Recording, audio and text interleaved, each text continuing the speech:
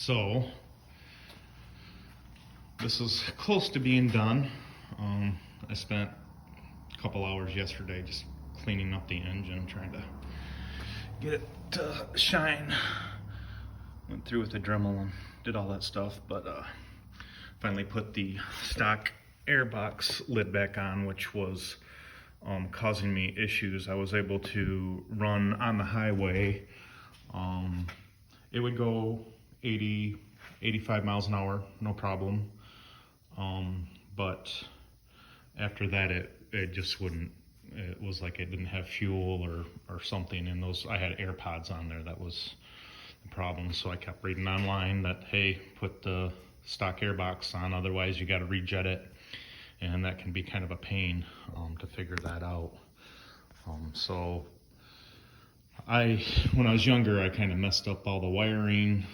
I did a bunch of stuff I probably shouldn't have done to it, knowing now, as I'm older, that was probably 25 years ago that I was dinking with this for the first time. And then just a few years ago, I guess it'd be almost 6 now, I started on it again. Found several issues, stator issues. I changed out the ignition, lots of little things, a lot of details. Upgraded the chain. A lot of exhaust gaskets and stuff had to be replaced. Surprisingly, this thing's sitting outside, polished up, I think, pretty well. It's got some patina to it for sure, but it looks, you can see some kind of spots where it's kind of maybe a little rough. And then some of the paint here, it's actually kind of faded here because it was sitting outside. Trying to think of all the things that I had done to it. New brake pads. I did braided brake lines on the front, so no more rubber hoses. I had those specially made. This was a total frame off. I probably should have had it powder coated. I did it myself. I wire wheeled it all and then just spray canned the frame. But it's amazing how the stock airbox lid changed everything. So I'm kind of really happy because I'm planning on riding it. This was my dad's bike. He rode it. It had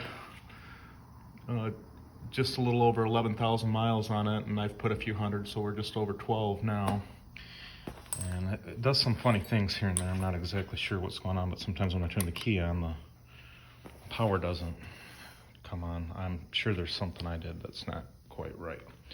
But anyways, this has been setting overnight, so I haven't started it up or anything. This has been setting for over 24 hours and hasn't ran, so I'm gonna see if she starts right up on the first try, because it has been, but of course I'm videoing, so it probably won't.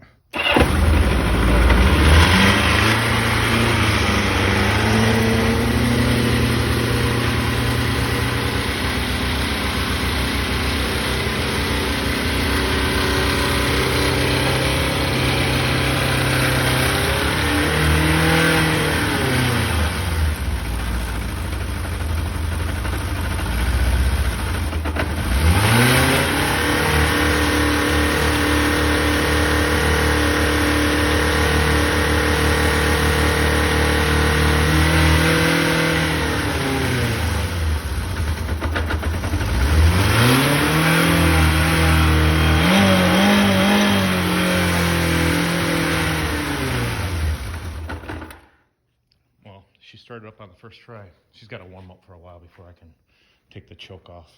It's going to be kind of loud. But yeah, 1978 KZ650 restored to about as good as I could do it.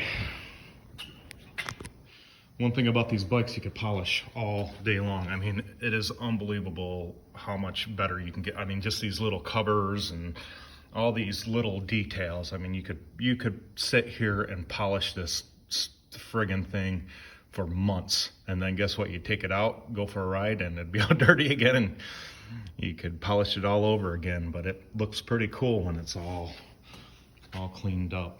I did kind of cafe restoration on this, just kind of minor details, you know, eBay stuff, bullet lights.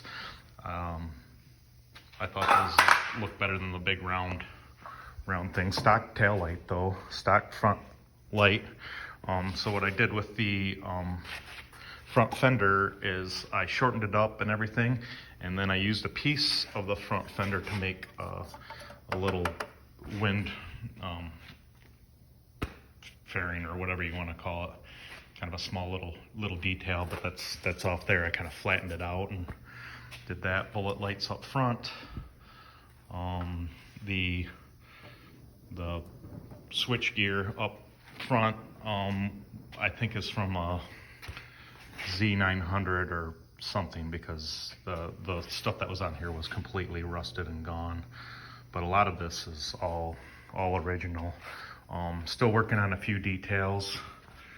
I got to get the fuel pitcock rebuilt.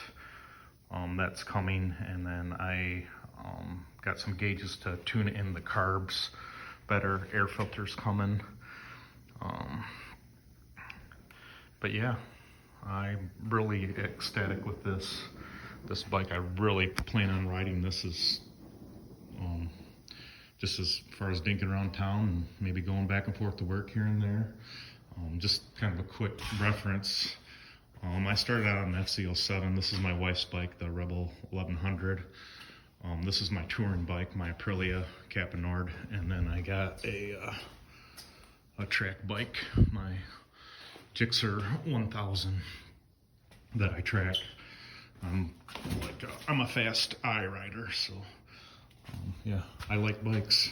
Supposedly I'm supposed to be getting a new one from somebody here soon, a older Honda. I'm not sure if it's a 350 or 500 or something like that, but an older 70s models. And you know, the thing about these things is you get into them and you end up putting a lot of money into them to replace them, because some of the stuff isn't cheap. Like that stator that I got, I think that was like $250, $300.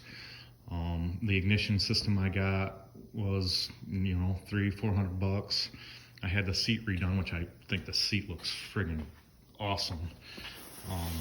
It's got white stitching in it, and I think it really suits the bike really well without taking away, you know, what it was originally meant to be. You know, a couple small things I did to it.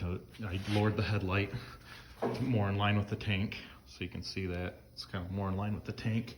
And then I also brought the tail in a little bit, as you can see.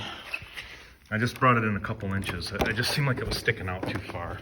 So the original hole was right here, and then I'm getting all blurry.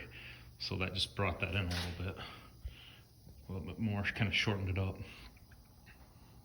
But yeah, that's my bike. If you have any questions, feel free to ask them. And these are pretty awesome bikes. When I put the airbox back on, it totally changed everything. This bike, it's supposedly back in the day 68 horsepower, somewhere in there, and I'll tell you what, it definitely has that. When you get down the road, it wakes up and it gets going pretty quick. So these are maybe, you know, some of the unsung heroes of back in the 70s. I mean, these things were powerhouses. Obviously the 900s and the 1000s were faster, but the 650s weren't anything to, you know, smug at. So anyway, talk to you guys later.